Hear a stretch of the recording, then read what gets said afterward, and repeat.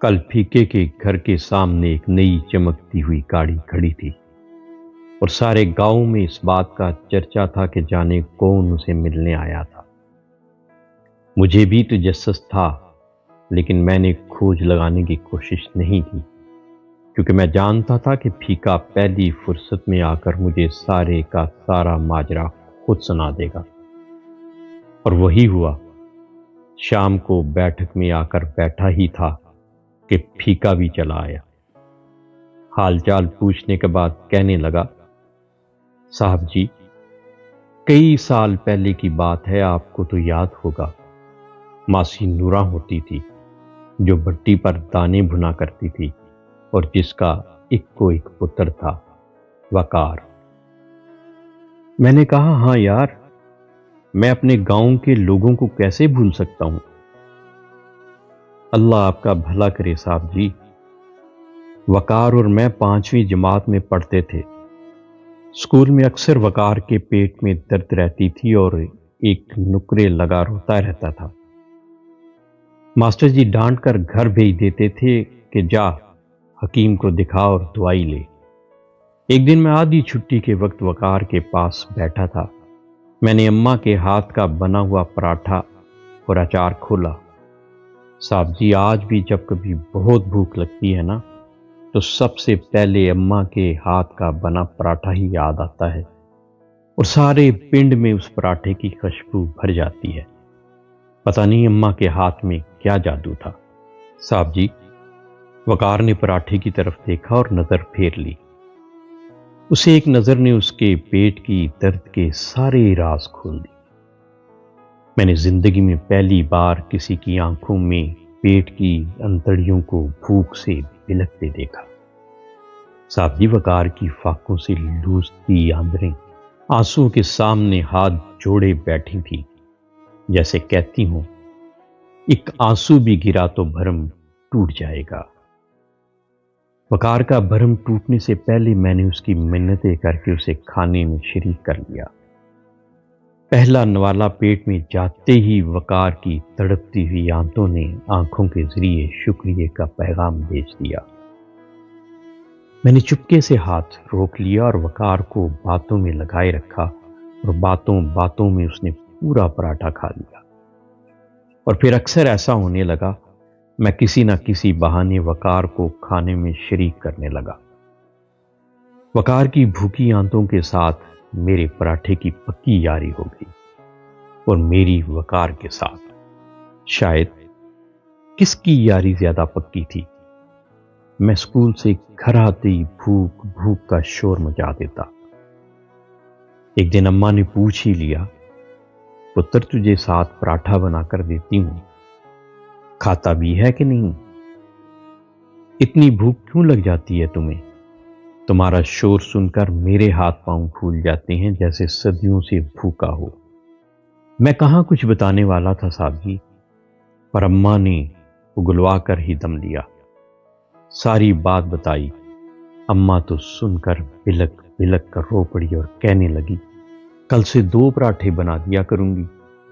میں نے کہا، اماں، پراٹھے 2 ہوئے تو وقار کا بھرم ٹوٹ جائے گا، میں تو گھر آ کر کھا ہی لیتا ہوں۔ صاحب جی، اس دن سے اماں نے پراٹھے کے ول بڑھا دیے اور مکھن کی مقدار۔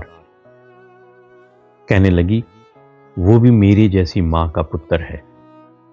مامتا تو وکری وکری نہیں ہوتی پھیکے، مائیں وکھو وکھ ہوئیں تو کیا۔ میں سوچ میں پڑ گیا۔ 5ویں جماعت میں پڑھنے والے پھیکے کو بھرم رکھنے کا پتہ تھا۔ بھرم جو ذات کا مان ہوتا ہے، اگر ایک بار بھرم ٹوٹ جائے تو بندہ بھی ٹوٹ جاتا ہے۔ ساری زندگی اپنی ہی کرچیاں اکٹھی کرنے میں گزر جاتی ہے، اور بندہ پھر کبھی جڑ نہیں پاتا۔ پھیکے کو 5ویں جماعت سے ہی بھرم رکھنا آتا تھا، اور اس سے آگے تو وہ پڑھ ہی نہیں سکا تھا، اور میں پڑھا لکھا اعلیٰ تعلیم یافتہ، مجھے کسی اسکول نے بھرم رکھنا سکھایا ہی نہیں تھا۔ صاحب جی، اس کے بعد اماں بہانے بہانے وقار کے گھر جانے لگی، کبھی اس کے گھر کچھ پکا کر لے جاتی اور کبھی کچھ۔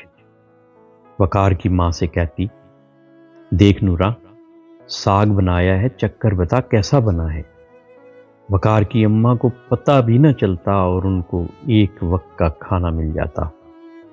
صاحب جی، وقار کو پڑھنے کا بہت شوق تھا اور پھر اماں نے مامے سے کہہ کر ماسی نورا کو شہر میں کسی کے گھر کام پر لگوا دیا۔ تنہا وقار کی پڑھائی اور 2 وقت کی روٹی طے ہوئی۔ اماں کی زندگی تک تو ماسی نورا سے رابطہ رہا۔ اماں کے جانے کے چند ماہ بعد ہی ماسی بھی گزر گئی اور اس کے بعد رابطہ ہی کٹ گیا۔ کل وقار آیا تھا، ولائت میں رہتا ہے، عرصہ بعد پاکستان آیا اور آتے ہی ملنے چلا آیا۔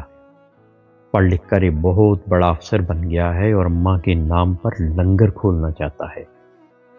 صاحب جی، میں نے حیران ہو کر وقار سے پوچھا، یار لوگ اسکول بناتے ہیں، ہسپتال بنواتے ہیں، تو لنگر ہی کیوں کھولنا چاہتا ہے، اور وہ بھی میری اماں کے نام پر؟ کہنے لگا، پھیکے، بھوک بہت ظالم چیز ہے، چور ڈاکو بنا دیا کرتی ہے انسان کو۔ خالی پیٹ پڑھائی نہیں ہوتی، پیٹ کی درد سے جان نکلتی ہے۔ تیرے سے زیادہ اس بات کو کون جانتا ہے پھیکے؟ سارے آنکھیں پڑھنے والے نہیں ہوتے اور نہ ہی تیرے جیسے برم رکھنے والے۔ پھر کہنے لگا، یار پھیکے، تجھے آج ایک بات بتاؤں، جلیا میں سب کچھ جانتا ہوں۔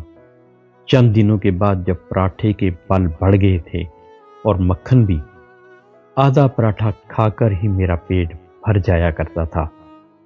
اماں کو ہم دونوں میں سے کسی کا بھی بھوکا رہنا منظور نہیں تھا پھیکے۔ اتنی بات کر کے وقار بھی پھوٹ پھوٹ کر رونے لگا اور میں نے سوچا اماں یہاں بھی بازی لے گئی، اور دوسری طرف میں بھی اس سوچ میں ڈوب گیا کہ بھوکی آندوں اور پراٹھے کی یاری زیادہ پکی تھی یا پھیکے اور وقار کی۔ بھرم کی بنیاد پر قائم ہونے والے رشتے کبھی ٹوٹا نہیں کرتے۔ پھیکا کہہ رہا تھا، مجھے اماں کی وہ بات آج بھی یاد ہے صاحب جی۔ اس نے کہا تھا، مامتا تو وکری وکری نہیں ہوتی پھیکے، مائیں وکھو وکھ ہوں تو کیا۔ صاحب جی، آج بھی وہ منظر فلم کی طرح میری آنکھوں کے سامنے گھوم جاتا ہے کہ ماں کے ہاتھ تیزی سے پراٹھے کو ول دے رہے ہوتے، 2 روٹیوں جتنا ایک پیڑا بناتی۔ میں پاس ہی تو چونکی پر بیٹھا ناشتہ کر رہا ہوتا، روٹی بیلتے بیلتے نماز کا سبق پڑھاتی، میرے ساتھ چھوٹی چھوٹی باتیں کرتی، آج بھی ویڑے میں پھرتی پھراتی نظر آتی ہے۔ پھیکا ماں کو یاد کر کے رو رہا تھا۔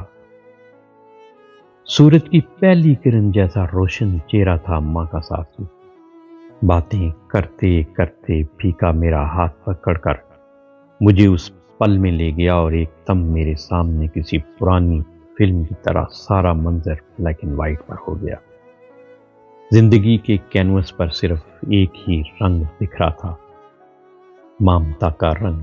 سچ ہے، ماں کی گود بچے کی پہلی تربیت کا ہے، اور آج ملک کے حالات، کرپشن اور مسائل کو دیکھتے ہوئے میں سوچ رہا تھا، کاش سب مائیں پھیکے کی اماں جیسی ہو جائیں۔ میں ہر بار پھیکے سے ملنے کے بعد وطن کی بند کھڑکیوں سے باہر سنہری روشنی کو محسوس کرتا ہوں اور سوچتا ہوں کہ پتہ نہیں کب کوئی ہوا کا جھونکا آئے، کھڑکیاں کھل جائیں اور یہ سنہری روشنی تک عوام کی رسائی ہو سکے۔